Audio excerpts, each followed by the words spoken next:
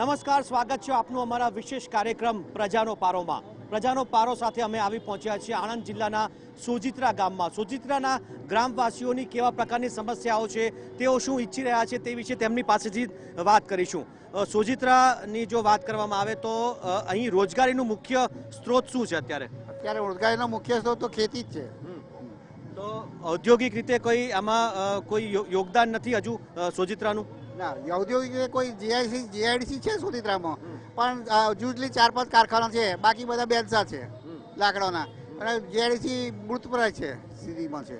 જીઆઈડીસીની હાલત મૃતપાય અવસ્થામાં સોજિત્રામાં જોવા મળી છે। તમારા મતે મુખ્ય સમસ્યા શું છે બીજી અહીંયા સાહેબ? જીઆઈડીસી માટે જીઆઈડીસીની અંદર અત્યારે કોઈ મોટા પ્રોજેક્ટો અહીં આવતા નથી, અને એ જ્યારથી ચાલુ થઈ ત્યારથી એનો કોઈ વિકાસ જ નથી। ગામમાં કોઈ મોટો પ્રોજેક્ટ કે ગામના માણસોને રોજગારી ત્યાંથી મળતી નથી। એટલે કે મોટો પ્રોજેક્ટ આવે તો ગામમાં રોજગારી વધુ મળી શકે।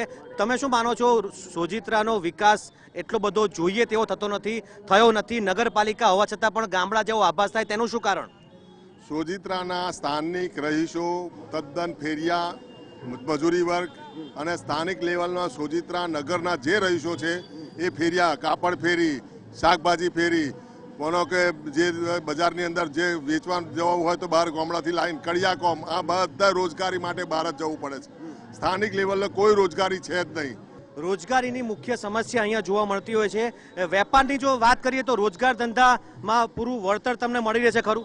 ચોક્કસ રોજગાર ધંધા બેસ્ટ ચાલે છે, પણ અહીંની મુખ્ય અમારી સમસ્યા છે ને સાહેબ, કે આ દબાણનો પ્રશ્ન, ભયંકર દબાણ છે। એમ શાસક પક્ષ બધી રીતે સરસ છે, અમારે સોજિત્રાની અંદર શાસક પક્ષની અંદર કોઈ તકલીફ નહીં, પણ જે દબાણ છે ને એ દબાણનું કોઈ પ્રકારનું હજુ કશું ગોઠવાતું નહીં સાહેબ। એટલે અમારો તો પ્રશ્ન એવો છે કે આ દબાણ જે દૂર થાય તો સાફ સફાઈ રહે, આપણું ગામ ચોખ્ખું રહે, અને બધાને આવવા જવા માટેની સુવિધાઓ રહે, અને ધંધા રોજગાર ફૂલે ફાલે। બસ મારું સાહેબ આટલું જ કહેવું છે। તમારે અહીંયા નગરપાલિકાની ચૂંટણી થતી હોય, તાલુકા પંચાયતની, જિલ્લા પંચાયતની, એમાં નેતાઓ પણ આવીને વચનો આપતા હશે, તો તેમાં કોઈ ઉકેલ નથી આવતો? વચનોની તો લહાણી છે વર્ષોથી। આ પરિસ્થિતિ, આની આ પરિસ્થિતિ છે આ વિસ્તારની। હમણાં કેવું છે કે હમણાં શાસક પક્ષ છે જે એથી બેસ્ટ કામ કરી રહ્યો છે, આપણે એમાં કોઈ મીનબેગ નથી, પણ કેવું છે કે જે દબાણનો પ્રશ્ન છે ને ભયંકર પ્રશ્ન છે, કેમ કે સાંજે હમણાં 6:30 થશે, સાહેબ અહીંથી નીકળવું હોય ને બાઇક લઈને તો નીકળાશે નહીં, એવું છે। દબાણનો પ્રશ્ન પણ અહીંયા મુખ્ય જોવા મળી રહ્યો છે। તમારા મતે શું બીજી શું સમસ્યા અહીંયા નડી રહી છે તમને લોકોને? ગામમાં તો દબાણ છે, અને બધું જ રાજકારણ કેવું ચાલે છે, ભાજપ હોય યા કોંગ્રેસ હોય, બરોબર છે, હવનું બધા પકવી જ રહે છે કે ભાઈ મને વોટ ના મળે, પેલો કે મને વોટ ના મળે, એટલે તૈયારીઓ કરે છે દબાણ હટાવવાની, પણ કેવું છે ફરી વોટ લેવાની આવે એટલે અમને એવું લાગે ભાઈ એમનું એમ છોડ્યું, દિવસે દિવસે એકદમ ગામ ભીડાઈ જાય છે। શું ભાજપ કોંગ્રેસની ઊંચાતુસીમાં ગામનો વિકાસ અટકી ગયો છે તેવો દાવો અહીંયાના લોકો કરી રહ્યા છે।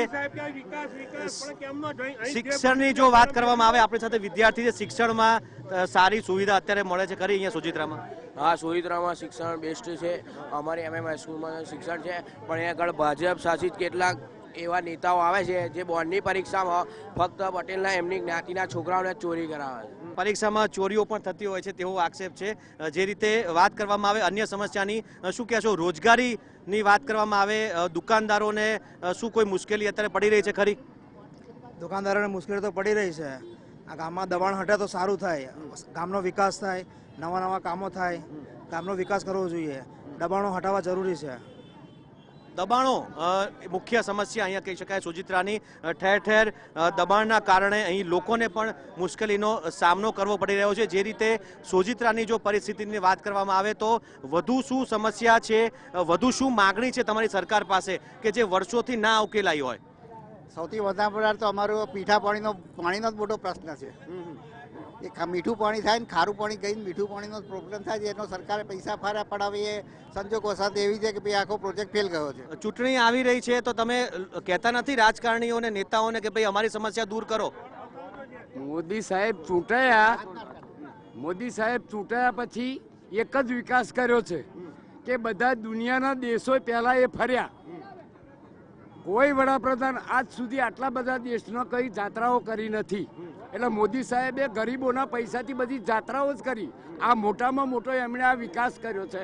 શું કહેશો, બીજી શું સમસ્યાનો સામનો અહીંયા કરવો પડી રહ્યો છે? આપણે સોજિત્રાની અંદર છે ને એક એવી હોસ્પિટલ હોવી જોઈએ કે સોજિત્રા તાલુકાની, કે એને 25 કિલોમીટર દૂર મેડિકલ લગીને જવું ના પડે। એવી અહીં કોઈ અત્યારે તમારે 25 કિલોમીટર દૂર ભણવા જવું પડે.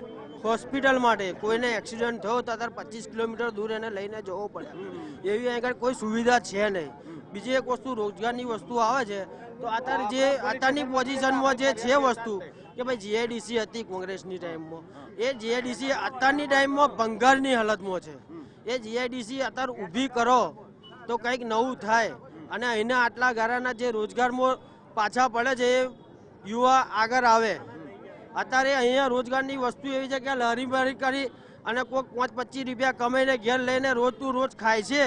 એના બદલામાં કંઈક નોકરી આલે સરકાર જીઆઈડીસી ઊભી કરીને તો આગળ પડે.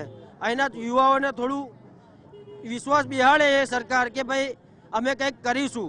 આ લોકોએ કશું કર્યું જ નહીં અત્યારે લગીને. એટલે કે સોજિત્રાના યુવાનોમાં પણ એક પ્રકારનો રોષ છે કે ભાઈ તેમને પૂરતી રોજગારીનું કોઈ મોટો સ્ત્રોત અહીંયા સોજિત્રામાં જોવા મળતો નથી. જેવું રીતે ચરોતરના અન્ય ગામોમાં જે સુવિધા છે તેવી સુવિધાથી કદાચ સોજિત્રા વંચિત છે. ખેતીની જો વાત કરવામાં આવે તો ખેતીમાં પૂરેપૂરું વળતર મળે છે ખરું? કોણ છે ખેડૂત આમાંથી? ખેડૂત કોણ છે આમાંથી? હા, ખેતીમાં વળતર તમને મળે છે કે નહીં? બોલો, જણાવો. ખેતરમાં કશું પાકતું નહીં અત્યારે, ઓછું ઓછું પાકે છે અને પૈસા નાખેલા તો વળતર મળતું નહીં એટલું. ખેતરમાં ખેતી કરવી તો ખેડૂતનું કામ છે, તમારું પાક પકાવો તમારું કામ છે. વળતર મળે છે કે નહીં? અત્યારે તો કશું નહીં મળતું વળતર એટલું બધું. ખબર નાખીએ એટલું પાકે બસ. જેવા જોઈએ એવા ભાવ મળતા નથી. અનાજની અંદર, ઘઉંમાં, બાજરીમાં એવું કોઈ જાતનું ભાવ મળતા નથી. સરકારે તો ટેકાના ભાવ જાહેર કર્યા તો કેમ નથી મળતા? પણ તો એ ફાયદો નહીં થતો. વેપારીઓ અંદર એ કરે છે, માલની અંદર નુકસાની બતાવે છે અને બધું કાપી લે છે. એટલે કે ઘણી બધી સમસ્યાઓથી પીડાઈ રહ્યું છે આ સોજિત્રા. કારણ કે સોજિત્રામાં પીવાના ચોખ્ખા પાણીનો પ્રશ્ન છે, મીઠા પાણીનો પ્રશ્ન છે, સ્થાનિક રોજગારીનો પ્રશ્ન છે, આ સિવાય પણ જે દબાણનો પ્રશ્ન છે. એટલે કે એક મોટું સેન્ટર હોવા છતાં પણ સોજિત્રામાં ઘણી બધી સમસ્યાઓ અહીં જોવા મળી રહી છે. તો આ હતી સોજિત્રાના ગ્રામજનોની વાત. ફરી મળીશું નવા ગામમાં નવા લોકો સાથે. મને રજા આપશો. નમસ્કાર.